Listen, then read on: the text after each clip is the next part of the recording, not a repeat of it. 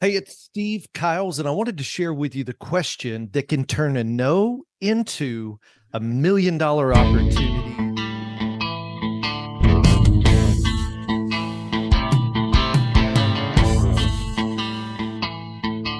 Let me tell you, we've got people that are going through the Bootcamp Alliance that Carl White and myself are heading up, and Bill went through, was reached back out to me and he was telling me about this, and he said, "Hey, listen, I was meeting or reached out to a top producing agent, and what's so special about it is he was using one of the tactics that we were talking about, how to turn a no into $1 million opportunity." He said, "I called this agent, listing agent, big agent, found out they were at lunch and invited them to have a conversation.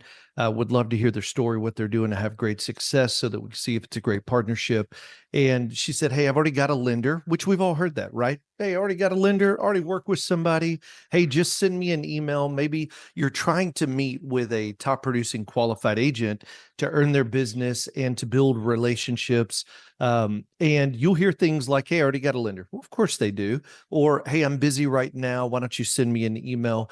And look, most people would stop at that objection, but what was really cool is there's a phrase that Carl and I teach that will help turn no's into $1 million opportunities. And here's what he did. He simply said, when she said, "Just send me an email about more of what you're trying to do," he asked her one question. This question was, "If I could show you how to close 12 to 15 more transactions each year without costing you more money or taking additional time, would you give me 30 minutes to show you how?" That's it. Game over, gangbusters. It's "if I could, would you?" What a great way to turn a no into $1 million opportunity. Because here's what happens. Oftentimes, when we're prospecting, which you should do, you got to prospect for good qualified agents, build relationships, maybe even agents that are on the peripheral that you've worked with as maybe a listing agent, or you'll know each other through reputation, but you've not worked together. The challenge is if you just go in trying to be better than everybody else, that won't typically win. And most people just stop at the first no. And so implementing one strategy, and when someone says no, saying, "If I could, would you?"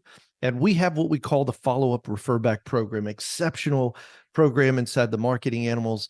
And by the way, just schedule time out. There'll be a place on here if you want to book a time. Resultswithsteve.com. I'll give it to you and show you more about the follow-up and refer back program.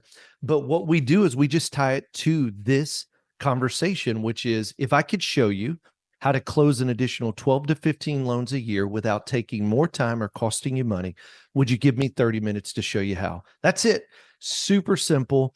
And it absolutely turned Bill's no into a yes. And the agent that was sitting at lunch said, "Hey, wait, I do have a few minutes. Let's schedule it for tomorrow." They put it on the calendar for the next day, and he was able to build a dynamic relationship that has served him well.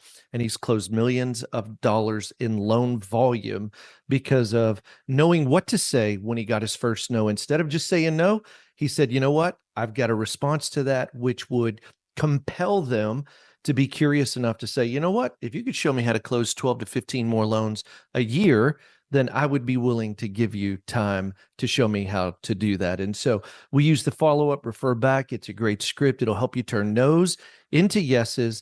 And in Bill's case, turned a no into millions of funded dollars in volume in his business. I hope that helps, and we'll see you next time. See you.